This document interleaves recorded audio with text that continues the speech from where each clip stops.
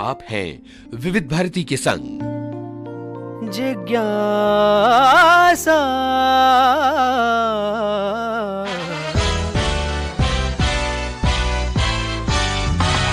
जिज्ञासा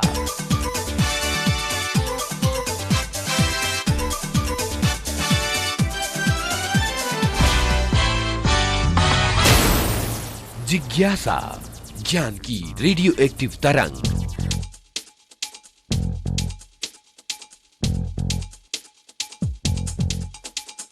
ज्ञान की रेडियो एक्टिव तरंग जिज्ञासा में मैं यूनुस खान आप सभी का बहुत बहुत स्वागत करता हूं। अंतरिक्ष यात्री सुनीता विलियम्स और बुच विल्मोर अन्य दो अंतरिक्ष यात्रियों के साथ स्पेस एक्स के ड्रैगन कैप्सूल के जरिए 19 तारीख को पृथ्वी पर लौट आए हैं। बीते साल जून में सुनीता विलियम्स सिर्फ 8 दिनों के लिए इंटरनेशनल स्पेस स्टेशन में गई थीं और वो और उनके एक साथी एस्ट्रोनॉट 9 महीनों बाद धरती पर वापस लौट आए हैं। दरअसल जो स्टार लाइनर यान उन्हें वापस लाने वाला था वो खराब हो गया था, इसलिए ये अंतरिक्ष यात्री अंतरिक्ष में अटक गए थे। आखिरकार स्पेस एक्स के ड्रैगन कैप्सूल ने फ्लोरिडा के तट पर उन्हें सुरक्षित उतारा। भारतीय समय के अनुसार जब सुबह 3:27 पर 4 अंतरिक्ष यात्रियों को लाने वाला कैप्सूल फ्लोरिडा के तट के पास समंदर में गिरा तो लोगों में खुशियों की लहर फैल गई। उन्हें धरती तक पहुंचने में 17 घंटे लग गए। धरती पर लौटने से पहले इन्होंने धरती की 4,500 बार परिक्रमा की और 17,500 मील प्रति घंटे की रफ्तार से 12 करोड़ मील की यात्रा की। अंतरिक्ष में सबसे लंबे समय तक रहने का रिकॉर्ड अभी भी वलेरी पोलियालेव के नाम है। New Mexico museum of space history के अनुसार वलेरी ने अंतरिक्ष में 437 दिन 17 घंटे और 38 मिनट गुजारे थे और उन्होंने धरती की 7,075 बार परिक्रमा की थी। वैसे आपको बता दें कि सुनीता विलियम्स ने 900 घंटे रिसर्च की, 150 से ज्यादा प्रयोग किए, 9 बार स्पेस वॉक किया जिसमें 62 घंटे लगे। अंतरिक्ष में सबसे ज्यादा समय बिताने वाली महिला सुनीता विलियम्स बन गई हैं। उन्होंने इस दौरान 900 घंटे रिसर्च किया, 150 से ज्यादा प्रयोग किए, 9 बार स्पेस वॉक किया जिसमें 62 घंटे लगे। उन्होंने बायो न्यूट्रिएंट्स परियोजना में भाग लिया जिसमें वैज्ञानिक जीवाणुओं का उपयोग करके पोषक तत्वों का उत्पादन करने के तरीकों का अध्ययन कर रहे हैं। ये तो हुई सुनीता विलियम्स के धरती पर लौटने की नाटकीय खबर। और अब हम बात कर रहे हैं विश्व रंगमंच दिवस की, यानी नाटकों की दुनिया की। 27 मार्च का दिन वर्ल्ड थिएटर डे यानी विश्व रंगमंच दिवस के रूप में मनाया जाता है। रंगमंच दुनिया भर में अलग अलग कलाओं का संगम है। संस्कृति और परंपरा को लोगों तक पहुंचाने का काम करता है रंगमंच। थिएटर से जुड़े हुए लोगों का बड़ा ही खास दिन होता है विश्व रंगमंच दिवस। रंगमंच से जुड़ी तमाम बड़ी हस्तियों का इस दिन सम्मान किया जाता है। नाटकों के बहुत खास शो का आयोजन भी किया जाता है। 1961 में इंटरनेशनल थिएटर इंस्टीट्यूट ने वर्ल्ड थिएटर डे की स्थापना की थी। ये इंस्टीट्यूट यूनेस्को का एक सहयोगी संगठन है जो विश्व में थिएटर को बढ़ावा देने का काम करता है।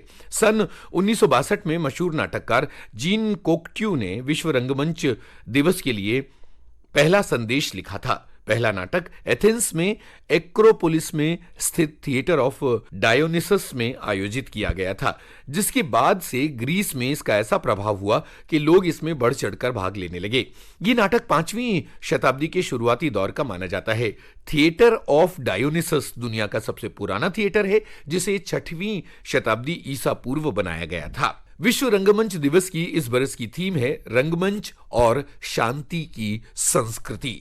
विश्व रंगमंच दिवस पर आइए सुनते हैं कुछ ऐसे कलाकारों की बातें जो रंगमंच पर सक्रिय रहे हैं। जाने माने अभिनेता रघुवीर यादव। दरअसल मेरी एक्टिंग की शुरुआत या इस फील्ड में जो मेरी शुरुआत दरअसल पारसी थिएटर से ही हुई है। तो लोग पारसी थिएटर इसलिए कहते हैं कि पारसी कोई लैंग्वेज या कोई वैसा नहीं था कि पारसी प्ले हुआ करते थे। एक्चुअली ये पारसी लोगों ने कंपनियां बनाई थी जब पहले फिल्मों से पहले, तो उसका नाम पारसी थिएटर रखा। तो मैं इत्तेफाकन उसमें 6 साल रहा हूँ। उसमें बिल्कुल खाना बदोशों की ज़िंदगी में जिया हूँ, उनके साथ काम किया है मैंने। इनके मालिक थे मदन लाल कपूर, और आप जानते हैं अन्नू कपूर, उनके फादर की एक नाटक कंपनी थी जो ललितपुर में चल रही थी, और मैं घर से आया था म्यूज़िक सीखने के लिए। थिएटर से ताल्लुक़ मेरा हो गया और मैं थिएटर करने लग गया फिर। सारी आजकल जो फ़िल्मों की शैली है वो ये समझ लीजिए वो पारसी थिएटर का ही है। क्यों, हमारी फ़िल्मों से पहले पारसी थिएटर ही था जो चल रहा था, और वहीं से सारे एक्टर्स निकल के फिर फ़िल्मों में आए। तो जो स्टाइल हमारा बोलने का अंदाज़ और वो तकरीबन वही है जो अभी फ़िल्मों में अभी थोड़ा-सा कम हुए हैं, लेकिन बढ़ा चढ़ा के बोलना, शेर शायरी, और बात-बात पे इमोशन कहीं चेंज हुआ तब गाना, खुशी है तब गाना, तो ये सब वही पारसी का अंदाज़ है। जाने माने अभिनेता पीयूष मिश्रा से हमने पूछा था, एनएसडी ने किस तरह की नई दुनिया खोली थी, क्योंकि ग्वालियर एक छोटी दुनिया थी। बिल्कुल एनएसडी ने तो मतलब आपके पूरे कपाट खोल दिए ना, मतलब एजुकेशन पूरी। अब 3 साल सिर्फ थिएटर पढ़ना, जिसके बारे में पैशन था मेरा कभी कि जो हाँ यार ये क्या होता है क्या नहीं, इसके बारे में हर जानकारी मेरे सामने थी। अब हर चीज़ मैं पढ़ सकता था उसको। बहुत बढ़िया प्लेस किए, बहुत बढ़िया। मैं पढ़ते हुए स्टार बन गया था। मतलब 86 से पास आउट हुआ था मैं, 89 में बना था एक्ट वन, तब मैं बॉम्बे में था। अच्छा। पहला प्ले कर चुके थे ये लोग, नेटुआ, मनोज वाजपेयी था उसमें, वो बड़ा बहुत बढ़िया किया था उसने। एक्ट वन खुला तो उससे कम से कम ये तो हुआ ना कि कम से कम थिएटर ही करूँगा मैं।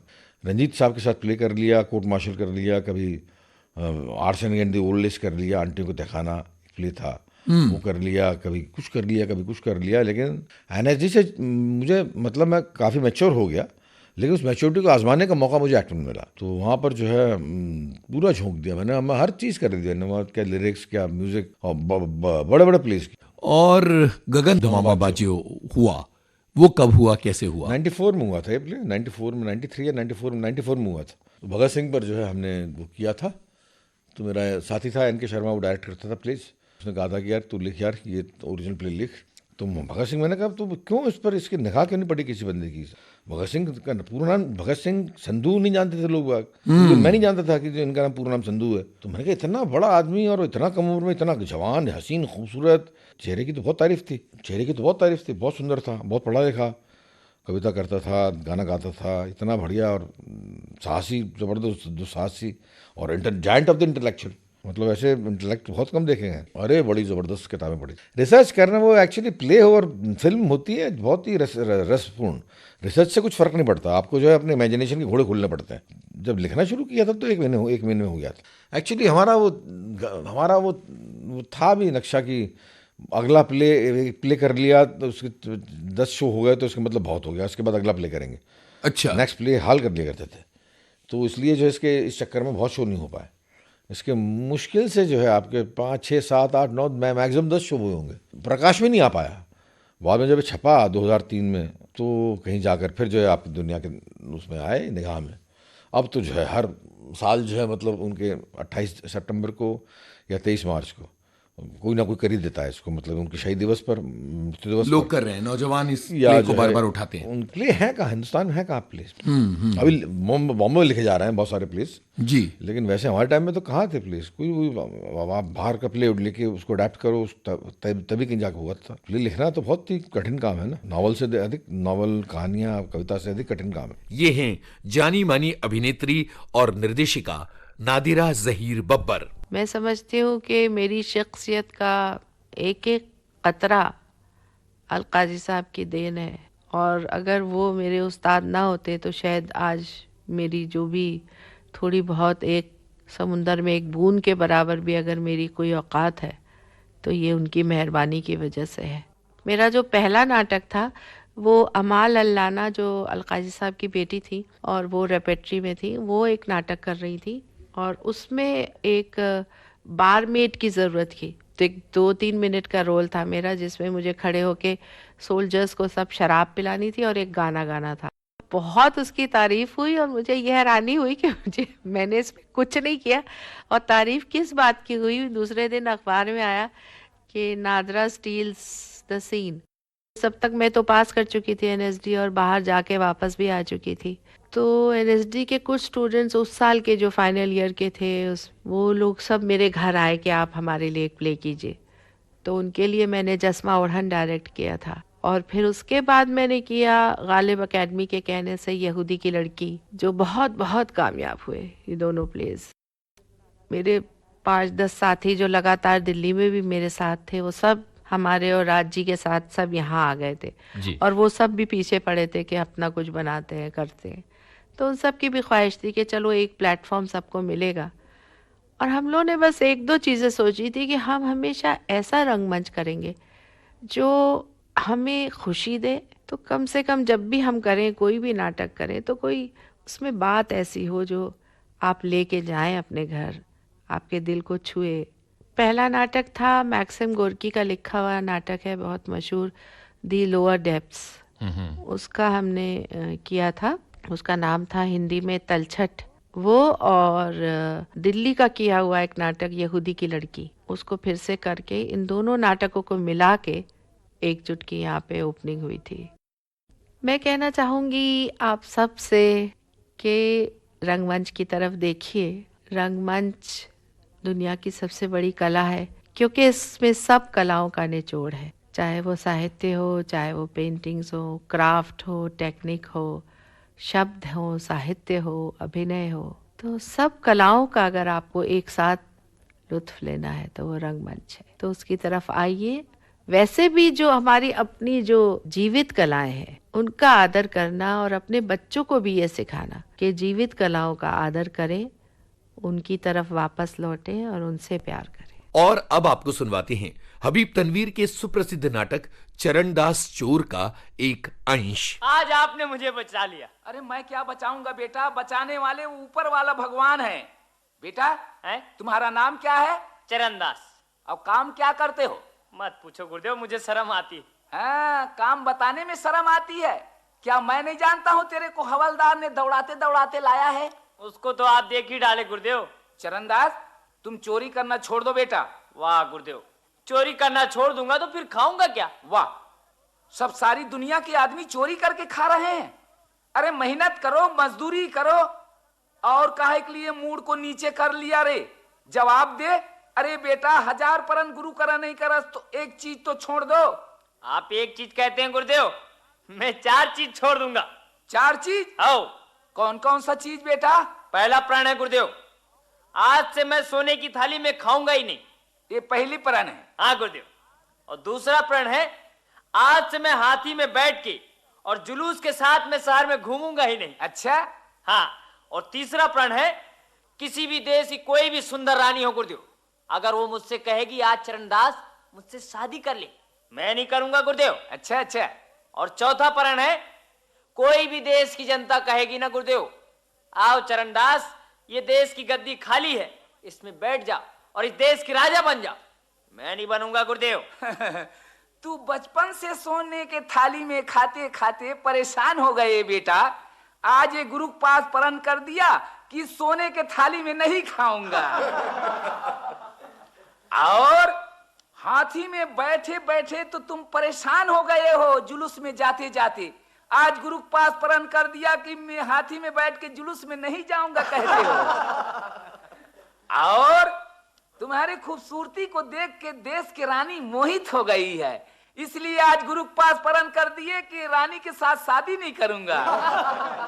वाह रे बेटा, तेरा चौथा प्रण है बेटा कि तू देश के राजा नहीं बनेगा। हाँ गुरुदेव। क्योंकि जनता सब तरस रही है ना कि आओ चरणदास गद्दी में बैठ जाओ, तुम्हारे से देश सुचित रूप से चलेगा। फिर कि वाह रे बेटा निर्मोही, तू देश के राजा बनेगा ना तू गद्दी में बैठेगा। मैंने तो सुना है बेटा कि जब आदमी सो जाते हैं, नींद पड़ जाते हैं तो सपना देखते हैं। अरे ते तो जागते जागते सपना देख रहा है। बेटा ये 4 प्रण तू अपने मन से किए कि मेरे मन से? अपने मन से किया हूं गुरुदेव। एक प्रण ते गुरु को मान जा बेटा। क्या है गुरुदेव? झूठ बोलना छोड़ दो। वो देखो ना, वही तो नहीं बनता गुरुदेव। अब आप ही लोग बताओ, इस सूरज से उसकी रोशनी को अलग कर दोगे तो बनेगा क्या? नहीं बनता। वैसे ही झूठ और चोरी का इतना जम के रिश्ता है गुरुदेव कि एक दूसरे के बिना बनते ही नहीं। हाँ तो मेरे से भी नहीं बनेगा। नहीं, वो देखो हवलदार आ रहा है, मुझे जल्दी से आशीर्वाद देते गुरुदेव। विश्व रंगमंच दिवस पर यह था विशेष जिज्ञासा कार्यक्रम।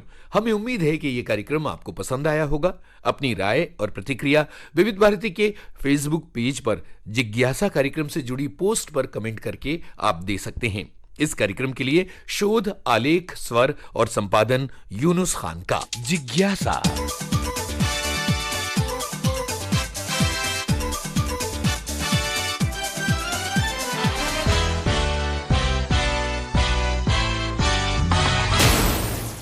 जिज्ञासा